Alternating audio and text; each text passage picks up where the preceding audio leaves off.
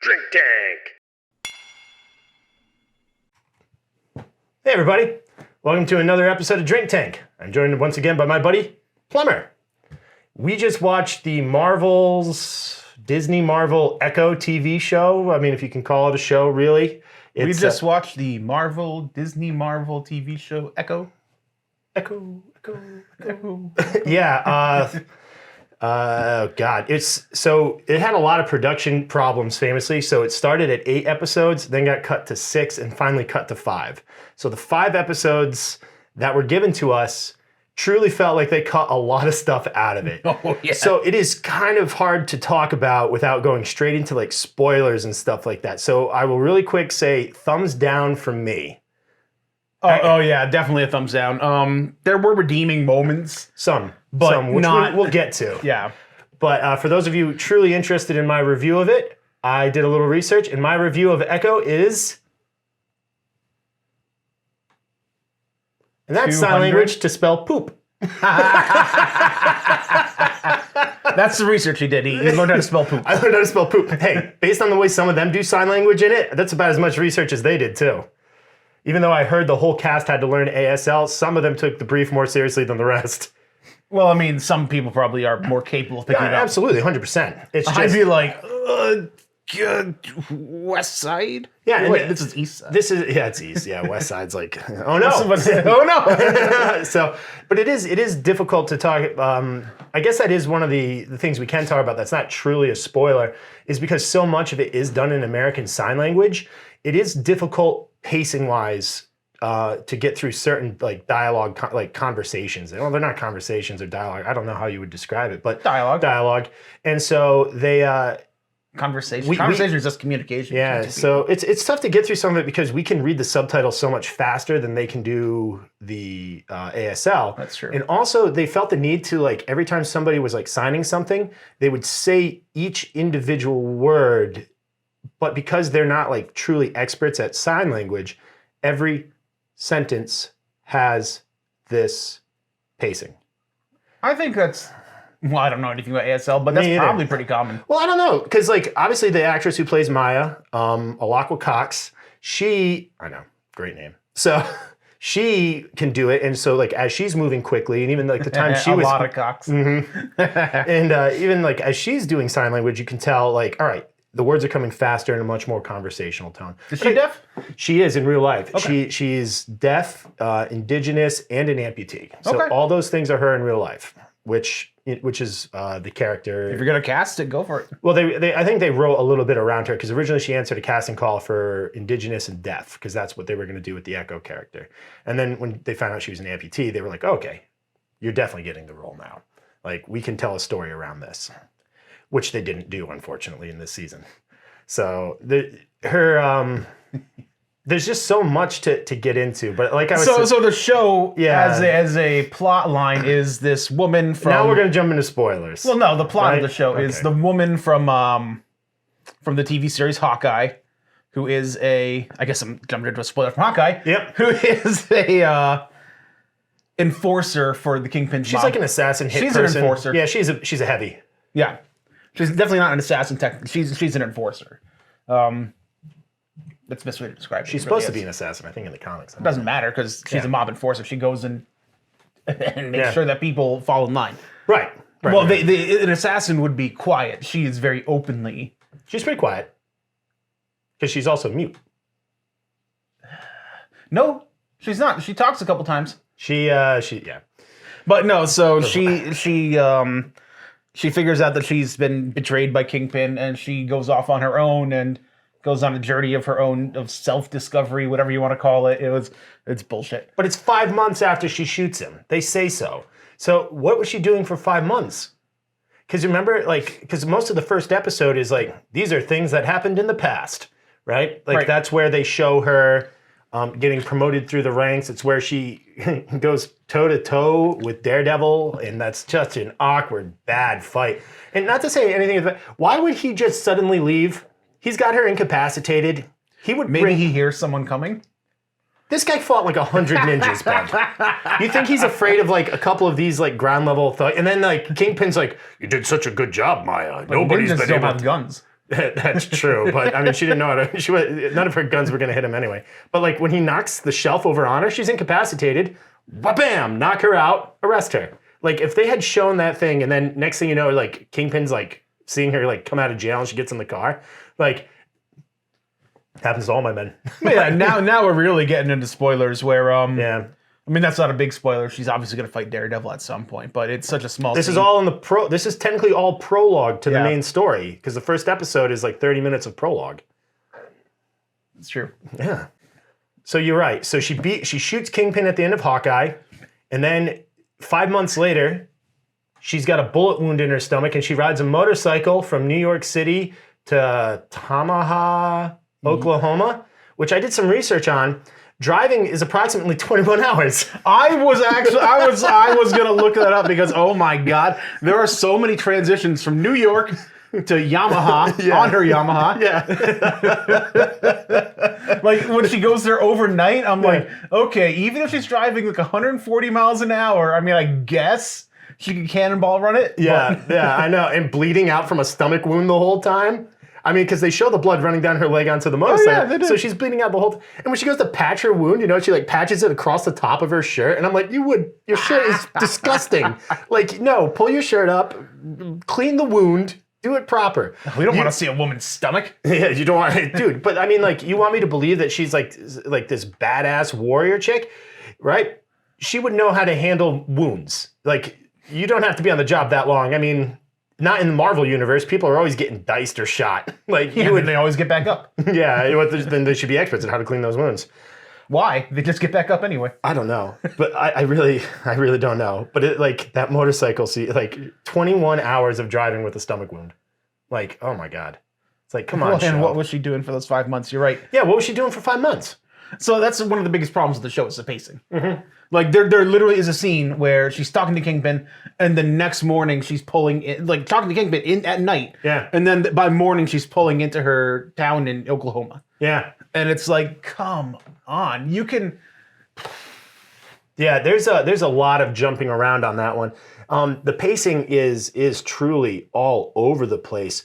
There's so many sequences of, I don't know if you realize it or if you noticed when you were watching it, but I noticed there was a lot of montages of like her driving to just music and nothing happening. Like, and I'm like, okay, you couldn't find a character moment to put in here, and it's just, oh god, The music she couldn't even hear. Speaking of things, yeah, okay.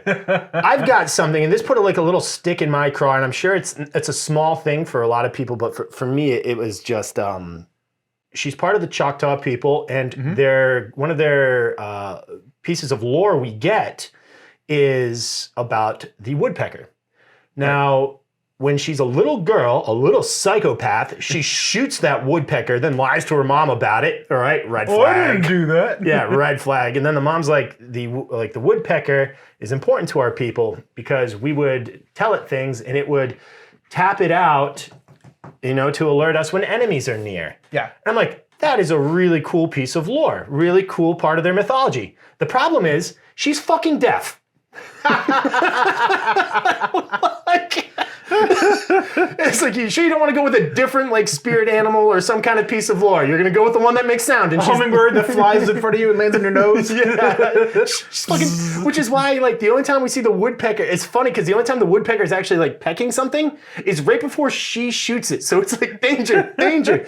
Every other time it shows up, it's just like off to the side. So it's a good thing that she like spends so much time staring over her, like staring out to the side, because otherwise she would never notice this thing. She notices it when like, oh, it was so ridiculous. It was so ridiculous. And like the grandmother in the first episode sees a woodpecker at like the like in the mailbox post there, and she's like, huh. Now we have no context for this, right? Because we don't find out about the woodpecker being important to the tribe until episode 5. This is like a couple minutes into episode 1. Right. So it's like she sees the woodpecker and she's like, huh. And then her husband's like, something wrong? And she's like, I don't know. It's like, what do you mean you don't know? This is an established part of your tribe's lore. Well, I mean, lore doesn't translate I know. to. You think they don't see woodpeckers all the time and go, "Oh my god!" But they established later on that the grandmother has had visions of like the generations of. Yeah, but you don't think she sees woodpeckers just randomly sometimes? Not at the middle of the night staring at her? Maybe. I don't know. But this is my theory, okay? So remember how the young Echo's like, it's raining outside. We need hot chocolate. And the mom's like, we're out of hot chocolate, but we can go get some. So they get in the car and they drive, and that's when she realized the brakes aren't working, right? Not the moment you tried to get out of your driveway. So you're telling me this whole time that she's been driving, she has not once tried her brakes until she approaches an intersection? Getting out of the driveway, you would like, all right, I gotta hit the brake to turn. And who right? cut them? Probably Echo. Who cut the brakes? This is what I'm thinking. Echo did it. I think that woodpecker came back for revenge against the little girl who mauled him. So as the grandmother's leaving, brakes are intact. She's like, huh, what's up with that woodpecker? Danger's afoot. And the woodpecker's like, I found her. Because think about it. If they're driving and the woodpecker's under there hitting the brake line, they're never going to know. The mom's deaf. She's deaf. Woodpecker did it. Prove me wrong. Can we talk about that car accident too? Oh, what a terrible vehicle for trauma in the character. Every movie and TV show is like, let's start with a car crash. That'll give him trauma. And I mean, it would. It would. But at the same time, every single one. Actually, except it did it in this case. She wakes up in the hospital and the first thing she does is draw a smiley face. Right? I don't know. So, how she lost her leg with that pane of glass sticking directly into her leg? Like, that's not how injuries work. It would have been more effective just to have the car accident, her wake up in the hospital and the leg's missing. We've been like, okay, it got mangled in the crash. Perfectly normal. Right? Not one shard of glass sticking into her leg. That's a puncture wound. Why did she lose the whole leg? Doesn't mean it was just a shard of glass. I don't know. I don't know. Maybe there was a compound fracture that had like taken her leg off. No, Essentially. no. They show it's just a piece of glass sticking out of like her calf. Doesn't mean that her leg's not like that and we wouldn't know. I think we do see the whole thing. I'll have to double check, but I'm pretty sure we see that it's just like a It doesn't matter. It's a car crash. Yeah. I'm not a doctor anymore. And I'm pretty sure that it wouldn't have been. I would have. Yeah, you've been disbarred. Yeah, disbarred. No longer a medical lawyer, doctor. Doctor, lawyer. But then we really. So this is all still technically prologue because this is all character stuff to set up what is the main point of the show. Is it's 5 months after she shoots Kingpin and she's trying to take over his organization. She wants to become Queenpin. Queenpin. She specifically says Queenpin multiple times. She says, yeah, he had his time for, and then, yeah, because when he shows up and she talks to her uncle, he's like, what does Fisk want? He's like, he wants to make me Queenpin. And it's like, oh, why? Why does Fisk want her at all? She shot him. And she He even views her admits- as a daughter. It's so weak, T. I know. He's like, I know you didn't mean to kill me. And she's like, actually, yes, I did mean to kill you. She says so. Right. And he's like, oh, well, let's have family dinner. Maya. But at the same time, he's like, well, I killed my father, so I understand. Like he mentions that specifically at some point. It's like, oh, okay, I'll give him that. When he gives her the ball peen hammer that he used, and Yeah. it's like, now it's your turn to kill me. I'm like, what? No. He's very sad. He is very sad. Yeah, no, this is not the Kingpin from Daredevil for sure. It is the Kingpin from Hawkeye, though. The weird ones. Yeah. It's poor Vincent D'Onofrio. He tries so hard. I did like the scene where he beat up the ice cream man. Oh, that was hilarious. It was fair. You know, ice cream men notorious for being mean to children. Well, they can't stand children. They Notorious for not giving free ice cream to children. That's so true. Yeah, and like, what ice cream vendor doesn't have the pictures to point to? Every ice Well, cream. I think he actually said like, I'm out of those, and she was like, you can't be out of those. And like, if he's out of them, he can't give you one. But I liked when Fisk beat him up. That was awesome. I like that his fist was shaking with the adrenaline, and that he wanted to clean like clothes so that Yeah. way Maya wouldn't seem covered in blood. Then she comes up and kicks him in the Kicks him face. anyway. Yeah. He's like, "Yeah, take that." Oh my goodness. Yeah. So one of my big problems is where was her? Why it was like the last episode? They're like, oh, and now she has a redemption arc. And it's like, so she spent the other 4 episodes murdering people for no particular reason other than the fact that she wanted to become a mob boss. Right. So she was murdering people for the mob still in the first 4 episodes. And then in the last episode, the Choctaw spirits are like, and now you have earned these powers. No, she doesn't earn them. She earns them by like birthright. You know, it's like, congratulations, your special ability is that you were born into a line of warriors, which, okay, that's fine. I have no problem with it. But like you and I were talking about before the show, I was like, hearing that they had invented this power for her, that she would... Well, they're dead. Well, goodbye, father. And I think Hanklin just killed my father. So, but like I was saying, my problem was I don't think any skills from the past would be as relevant to the skills she already has now in the modern day. She's not a sharpshooter in the modern day. All right, so she walks up to people and kills them like a mob enforcer. She also failed to do that to Wilson Fisk. So, because he's still alive, even though she missed. Those powers are totally relevant. She never used it. She never used it because she used the marksman power. The marksman power was for the rifle mostly, right? No. And she ends up using that. And this is another there's a pistol and there's a throwing object, but we never really see her shoot her pistol. Doesn't matter. We know that she's an expert marksman. So the only weapon we really see her use, though, keep in mind, is that thing she MacGyvers in the bowling alley. She turns into like a ball bearing launcher. Yet she had just come from her grandfather saying, hey, I need somebody who's a good craftsman to build me a leg. She can build a MacGyver ball bearing launcher inside of 5 minutes, but could not craft her own leg? Yeah. I don't understand. Like, one's infinitely harder than the other. No, it's not. Okay. Remember how they string her up by her You fake think leg? that forging a new leg is less difficult than using a compressed air gun and adding ball bearings? Well, it was not even compressed air, which would have made more sense. It was a power drill. Even so. It was a power drill that spun wheels. It's like a Matchbox car launcher. That fight in the skating ring. That was the only time it almost made sense because she would have had an advantage when she was blasting their ears out. That's the only time she uses loud sounds. And then they gave up that premise. Immediately. Yeah, we got to listen to like 30 seconds of Dragula. And I was like, cool. It was Dragula. It was Dragula. We got like 30 seconds of Dragula, and I'm like, all right, this makes sense. Her constantly like when the bigger white trash lady, when she shoots the light out, I'm like, well, that's not going to give you an advantage. like now it's dark and now you both can't see, and she has a real gun. Like, it's like, what is going on? That whole scene at the skating rink was hilarious to me because her cousin shows up, right? All the lights are on. She goes to try the door, it's locked. She goes, huh. Walks around the side, opens the side door. It's like, try locking all the doors if you have hostages. It's like, and this guy worked there. He knows all these things. He knows how to lock the place up. So then you just get Bonnie in there for some artificial drama, and it was not my favorite. The Bonnie character was so useless, too. All the characters were none of them really had anything to do. The grandma did. A little bit. I mean, they paint her kind of as the villain, but because Echo herself is not sympathetic, I really couldn't get on board with it's like, the grandma wasn't the villain, she was just... My daughter died and I'm having a hard time with it. And Echo's like, I don't care, you abandoned me. It's like, what? Calm down, Echo. Well, I mean, she kind of did, because the grandma is the one who could call, like, it's not the child's responsibility to keep a relationship No, going. it's truly not. She is justified. But at the same time, like, it's also understandable that the grandma couldn't, like, bring herself to, it's whatever. And then, but the grandpa, or step-grandpa, he was so, dude, he didn't even show up in the end scene, because they do the Marvel family dinner scene at the end.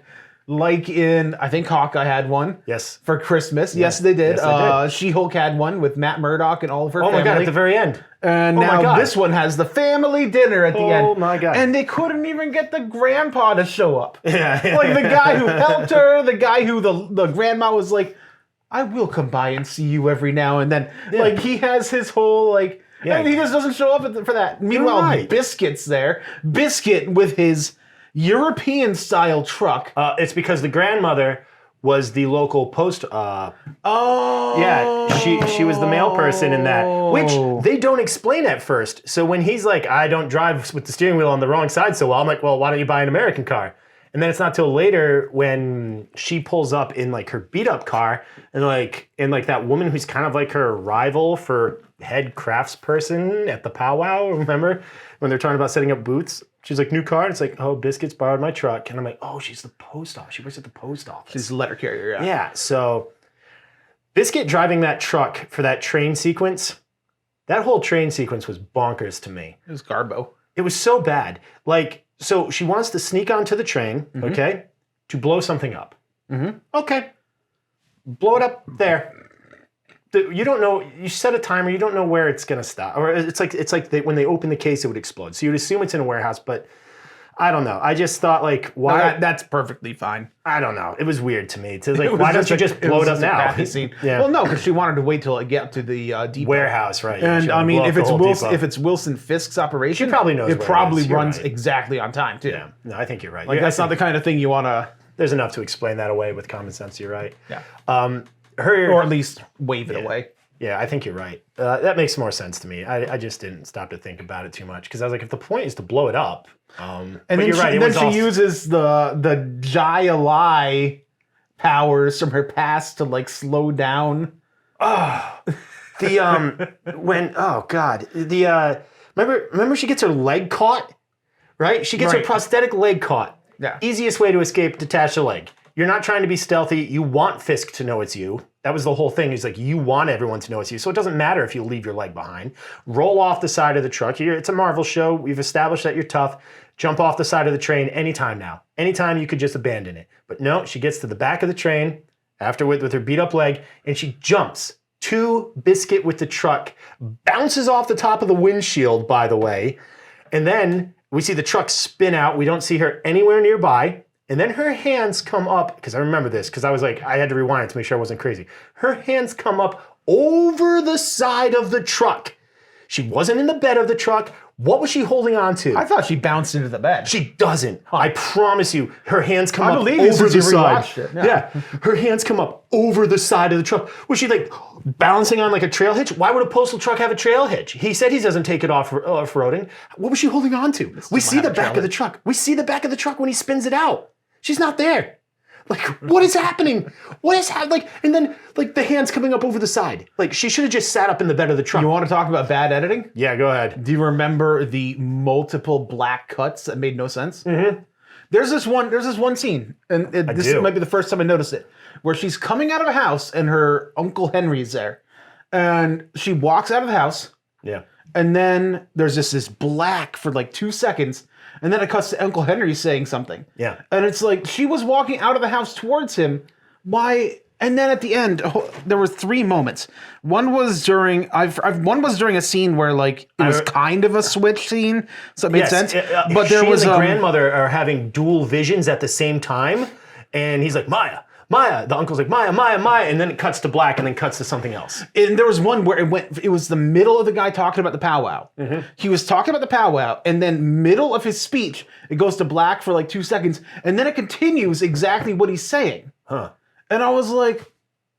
They must have had something that they were running through it, and then they had to stitch it together. Yeah, it was very clearly stitched together at points, but points that didn't make sense. Like, if you want to have a moment of black, a fade to black... Do it like the medical one where she's like having a seizure. Or like if it's between a scene, right. I can go, okay. But middle of the same scene 2 times, and I think actually 3 times, but I believe you. I forget what the 3rd time was. It was crazy. It took me, like my brain went, what? There was a lot of editing issues in it in general. Because speaking about that, the skate-in scene, which Bonnie and her they give her a prosthetic leg back. Remember that when they're like, "Oh, you've been kidnapped." She drops from the ceiling, with the prosthetic leg is a point of failure. So they give it back to her, and she has like a knife in it, and she cuts her and Bonnie's hands. First of all, if you want to stop this woman from escaping, keep the leg. She's not getting very far very fast. There she is. Let her hop. Like, it's like, what are you? So, but there's a part where like they cut their hands, and then Bonnie is pretending to still be bound when the white trash people come in. But there's a part where the main dude is talking. What was his name? Vicky is talking, and in the background you see Bonnie with her hands up. But then it cuts back to her hands behind her back, and she puts her hands up slowly, and the woman behind her is like, like you can see her hands this whole time. She's like, oh my god, she wasn't bound. Or maybe she was like holding the ropes or something. No. It was because it was plastic. They had to cut the plastic. Oh yeah. So Bonnie just goes like this, but in the previous, it was just I was like, oh, whoa, that's bad editing. It was so funny to me. Oh God, remember when she first meets her Uncle Henry? When she goes into the roller rink, and he's like, so what's going on? And she signs, can we talk somewhere private? You're using sign language.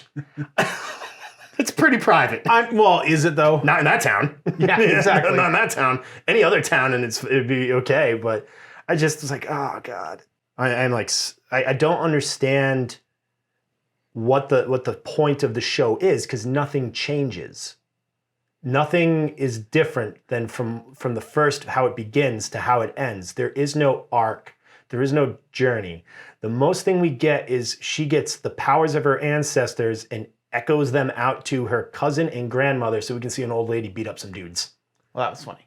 And then she uses that magical healing power that the mom has, like when she heals the woodpecker. Right. 10 minutes later, we see her do it again in like that vision sequence she has with her daughter. Right. So the daughter can use it on Wilson Fisk.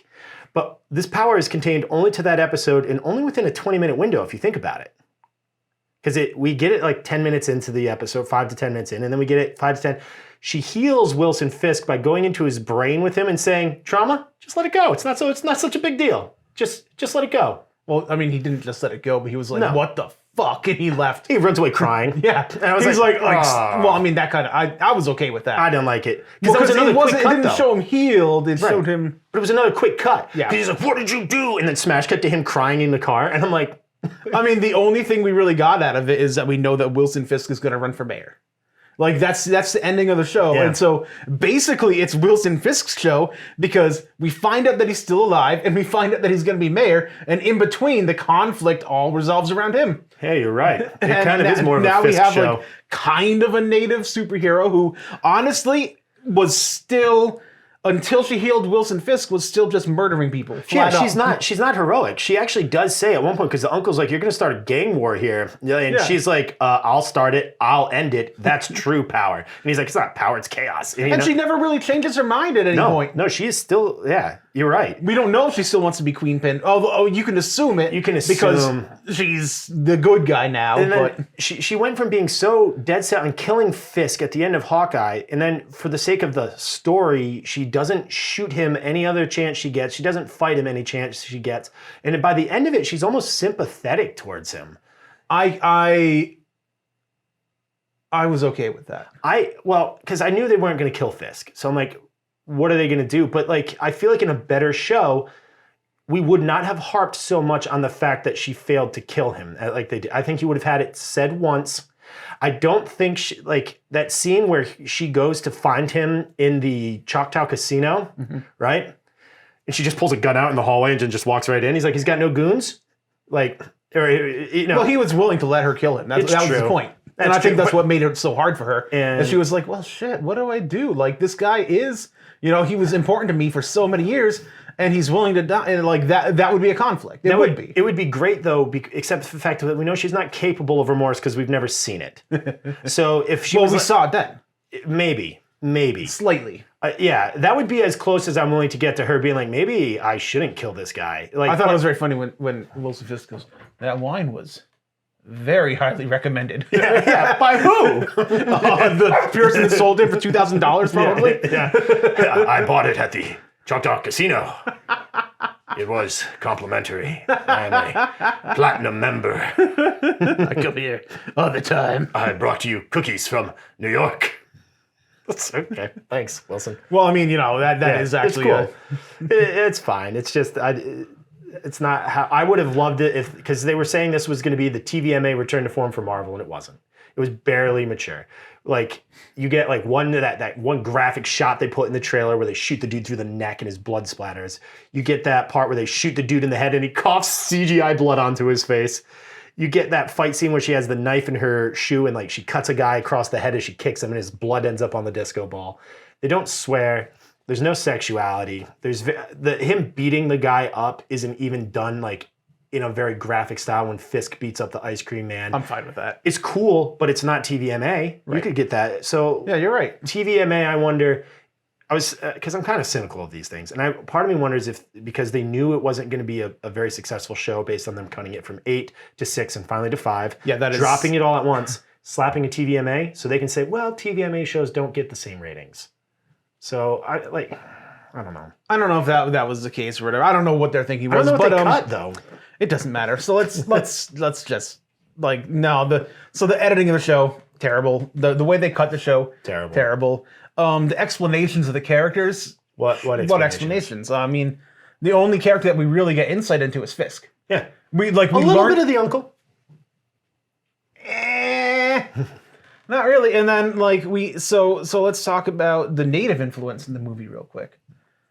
Like, yeah, it was. Maybe there are some people out there who get something from it. Maybe there are natives who are happy. I like the woodpecker. I like the woodpecker mythology. I'll be carrying the woodpecker mythology with me for a while because I think it's cool. Awesome. But maybe there are people who get something out of it because I mean we're white dudes. We don't have that kind of culture available. That's not true. Where we live very specifically is heavily influenced by native culture.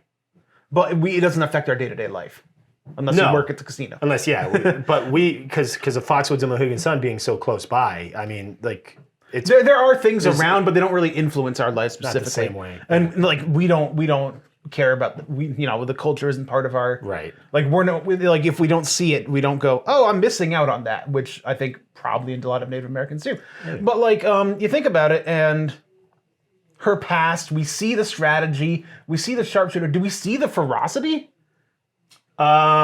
I would go so far as we don't even see the strategy because she's just like in a scrum and then she jumps out of the pit. I'm not even sure she has the ball. She does. I don't think we ever see it. Obviously she does because she scored a point. Well, maybe they should have put deception. Like she's just really good at tricking them. But like they must have cut the ferocity thing entirely because I don't recall seeing that at all. Is it the strength would be like Chafa, I guess, the first one who held the cave together but like I don't understand the mythology of the origin of the people. I don't think they explained it very well. I think they came out of the earth and then became because they were made of clay and then they became flesh. And like but they were like she held the cave together, but she doesn't because the cave very clearly collapses. It would have been nice to understand more of that. I like the spirals because we see that like it's that Fibonacci spiral that we see occurs so naturally in the world. Yes. But it reminded me of this comic book I read called Uzumaki by Junji Ito. I'm not sure I pronounced any of that right.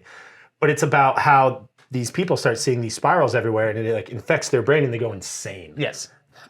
So, but I like seeing that like that Fibonacci spiral thing is pretty neat. But then, I mean, like, so we also get the powwow. We don't get any reservation life. We just see like a shop. No. We see a building. Like the reservation life is kind of glossed over, which is fine. We don't really need to see it. It's been done in better shows. It's been done better in better shows. And we get the powwow, which they spend like 3 minutes on. Like I would have liked to see more of the powwow because I like that stuff. I like seeing it. I think we saw because there's a lot of dancing, right? So we see a lot of the ceremonial dancing part of the powwow, and again because the editing's bad, it gets intercut into moments of like when she's like facing off with Kingpin, it suddenly cuts to everybody dancing. Or that stupid guy on the truck. I hated that. So the guy's got, so wait, Wilson Fisk's great plan was if Maya says no, he's just gonna like RPG and machine gun down her tribe? Machine gunning down, but yeah, no, his plot doesn't, they're right, that actually made no sense. And then Biscuits rides a monster truck over the two vans that just happen to be parked perfectly? Do you have anything like a weapon? Oh, I think I got something like that. Better than a weapon. Where'd that monster truck come from? Are we to imply that he found it when he was like in the junkyard looking for like... I think when he was fixing the truck, he was like, let's put some wheels on. But where do you have time to put this? Speaking of time skips, he would have to put a whole new suspension on this thing. Is it even the same truck? I don't think it is. I don't know. I think he was still riding it on the right side. I don't know. I at that point, my brain was like, shh, sweet child. Click. But like... here again, a missed opportunity for TVMA. You have a monster truck roll over a van full of like 20 goons. Like they should have just started like chaotic firing into each other as they're being crushed, and like there should have been blood and viscera going everywhere, and he should have been like, he's like, oh no, I just murdered 20 guys. Yeah, like Biscuits being like, oh my god. But so the next day or that morning, he's like, let's eat family dinner. Yeah, and Biscuits like, remember how I killed 20 people? He puts some ketchup on. He's just staring at it. Biscuits? Yeah, he's a little slow. I remember how the guy has the rocket launcher and the uncle, and he looks up and he sees the uncle, and the uncle winks at him and then shoots him perfectly.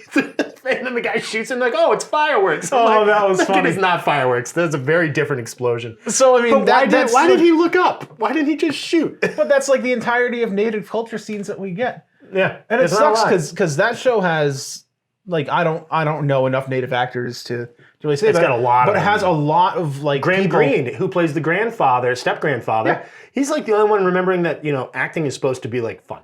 He's Malachi. Yeah. Yeah. No, so we have so many great actors. We have Zane. Yes, he is, Malachi. You're Zane right. whatever, who is Matthias in Longmire. And he's in Dark Winds. And he is in Reservation Dogs as the Light Horseman. He's awesome in that role. He plays like this crazy, wacky, He's such a good actor. like really just kind of like you don't really like you're like, is he fucking with you? He's not brain fried, but he's like, All right. oh yeah, I see all like I've seen the deer lady, kind of like Cool. he believes in all like the native like myths and stuff, but he's still like the Light Horseman, which they mentioned in this. We have Malachi from Longmire, who is also in Reservation Dogs. Yep. Bonnie is Laura Dannon, who's one of the great character in Reservation Dogs. One of the main characters. Okay. There's a couple other ones. I've but not seen Reservation Dogs, but I will. It I told you concluded. to watch it the other night, and you said okay. Yeah, but I came home yesterday and took a nap. No, but it has all these people who are legitimately fantastic actors, With very little to do. and they just don't give them anything to do. They're just like, let's cast them because they're native. And like the Mullen who plays the grandmother, I've seen her in a lot of stuff, but she's usually much better. I think it's just not very good writing, which is tough because you look at the title cards and they've got like 7, 8 writers from all the times it had to be retooled. So I'm curious to see what the initial vision must have been for even Disney to be like, we're not doing this. Release the Snyder Cut. Yeah, release the Release the Snyder Cut. But It's an echo of an echo. it's an echo of an echo. Oh, and the echoes of generations. I'm like, stop. There was 3 things that she learned. She never learns anything really. I mean, There were 3 skills that she stole. Yeah, and you know what? One of her spirit guides that she keeps having visions of is her living grandmother. Remember when the grandmother was giving birth? She's having visions of her grandmother giving birth. Oh yeah. Grandmother's still alive.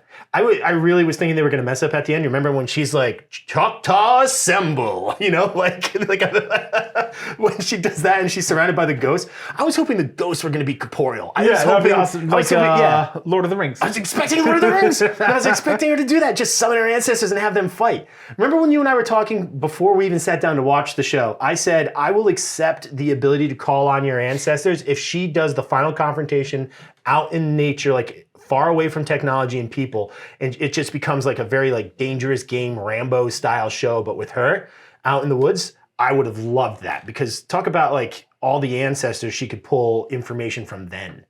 Okay, yeah. Like they could have done something like bear hunting or something, when she's like has to take down like a big heavy guy, like she's like, that guy's huge and heavily armored, how do I stop him? And like she could remember techniques and stuff. I don't know, I just wanted something. I summon a spear to hunt this big man as a bear. No, like traps. Like, you know how Schwarzenegger built him to attack the Predator. Actually, I would have liked it if this movie had just if this TV show had just ended like Prey. Just turned into Prey. I liked Prey. And I learned more about, God, I have so many notes and I don't even want to talk about all these things. No, let's not. We've covered pretty much everything, the big ones for me. The big ones for me were I hated Wilson Fisk. I didn't think that she earns anything in this show. Yeah. Wilson Fisk is just not the same Fisk from Daredevil. If he had come into this show all like, okay, well, she shot me, she's dead. Everyone she knows and loves is dead. Like if he had come here to siege like like everything, and like she and her family had to bond together to fight him.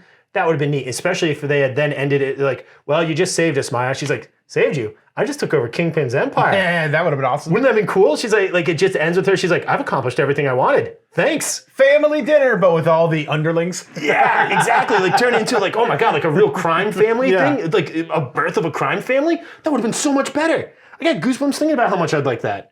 Yeah. And then, like I said, I could not stop laughing at the friggin' woodpecker. Like, it's like, it'll warn you if there's danger nearby.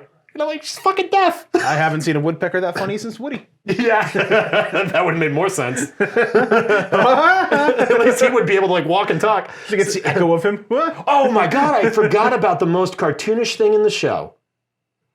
The sign language contact lenses. Oh my God. Echo, what a mess. I am a little curious to see what its original vision would have been. I'm not sure. Snyder cut. I'm not sure I would have liked it. Snyder cut. Yeah. Snyder cut. Snyder's cut. DC. Snyder cut. Or was. And now he's Netflix. Stay tuned Or for our was. Yeah. Where's Army of the Dead 2? Where's the cartoon? Rebel Moon came out. Rebel Moon 2 will be coming out. I would have watched an Army of the Dead cartoon that was supposed to take place like during the